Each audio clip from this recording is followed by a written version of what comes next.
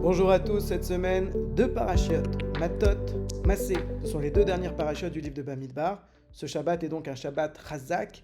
Nous dirons Chazak, Chazak, Venit Chazak à la fin de la parachat Massé. Et c'est également un Shabbat où nous bénirons le mois de Av, Shabbat Mevarechim, Menachem Av, Shabbat où nous bénirons le mois de Menachem Av.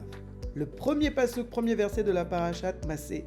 Ele Massé Vene Israël Asher Yatzeu Meretz Mitzraïm. Voici les voyages par lesquels les Béné Israël sont sortis d'Égypte. Les voyages ?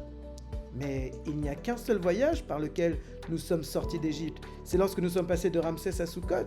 Pourquoi donc dire les voyages ? La Torah nous fait ici allusion au fait que la sortie géographique d'Égypte peut se faire en une seule étape. Mais la sortie morale, faire sortir de soi-même l'Égypte, elle se fait en plusieurs étapes.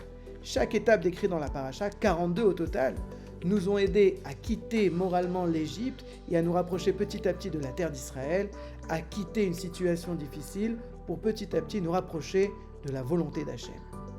Vous le savez, chaque jour, nous devons nous-mêmes nous considérer comme si nous étions en train de sortir d'Égypte. Chaque jour, cette sortie d'Égypte doit être un processus du quotidien. Mais qu'est-ce que ça signifie sortir d'Égypte au quotidien ?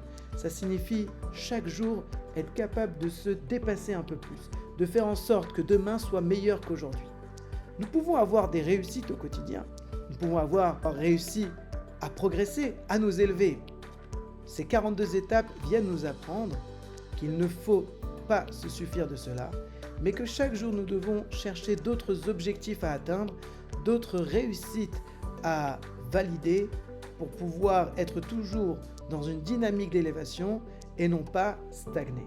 Car un juif est constamment sur une pente. S'il s'arrête, il descend. Il ne peut donc que continuer à avancer et à progresser. Deuxième enseignement, c'est que parfois, on peut se décourager à force d'échecs, de chutes. Un homme pourrait être tenté de se désespérer en disant « Mais à quoi bon ? Je ne réussis dans rien. Chaque jour est un nouvel échec. Comment est-ce que je pourrais m'en sortir ?» En une seule étape, nous sommes sortis d'Égypte. Parfois, une seule étape suffit à se détacher du mal pour commencer un processus d'élévation et un processus de progression. Ceci est encore plus vrai aujourd'hui qu'à l'époque. À l'époque, nos ancêtres étaient au 49e degré d'impureté et pourtant, ils ont quitté l'Égypte en une étape. Nous, après avoir vécu le don de la Torah, après avoir eu la chance de connaître tous les tzadikim, tous les rébéim de notre histoire, nous venons avec tout ce bagage et toute cette force pour progresser, pour grandir. À plus forte raison dans notre génération, sortir de son Égypte personnelle, de ses limites, de ses barrières, peut se faire déjà en une étape. Le lien avec la période dans laquelle nous sommes, période des 3 semaines, Ben Hametzarim, entre le 17 Tammuz et le 9 Av, apparaît d'autant plus clairement. Les sages nous disent que chaque destruction est pour permettre une reconstruction encore plus belle. Et les prophètes nous disent Ve'et tsara hi le Yaakov ou mimena ivash ea.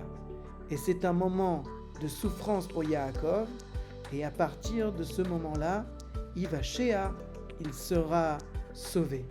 Le Baal Shem Tov explique que c'est dans le Et Tsara, que c'est dans le moment de souffrance que naît également le temps du salut et le temps de la libération. Chacun doit se dire que lorsqu'un échec arrive, que lorsqu'une chute arrive, que c'est pour nous encourager à nous relever, à faire mieux.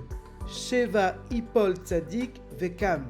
Le Tzadik tombe 7 fois et il se relève. Non, pas juste il se relève et il s'élève. C'est à chaque fois que nous tombons que nous pouvons puiser dans ces moments-là les forces de remonter encore plus fort. C'est une notion d'espoir incroyable que nous devons souhaiter à chacun à la veille de ce Shabbat Chazak, Shabbat de renforcement, et Shabbat où nous allons bénir le mois de Menachem Av, qui est un mois de tristesse extérieurement, mais qui deviendra un mois de Menachem, un mois de Nechama, un mois de consolation. Que ceci soit effectif très bientôt de nos jours par la reconstruction du troisième temple et par le fait que chacun arrive à se reconstruire et à se relever des moments difficiles et qu'ensemble nous fêtions très rapidement la Géoula Mitid Ve'Ashlema.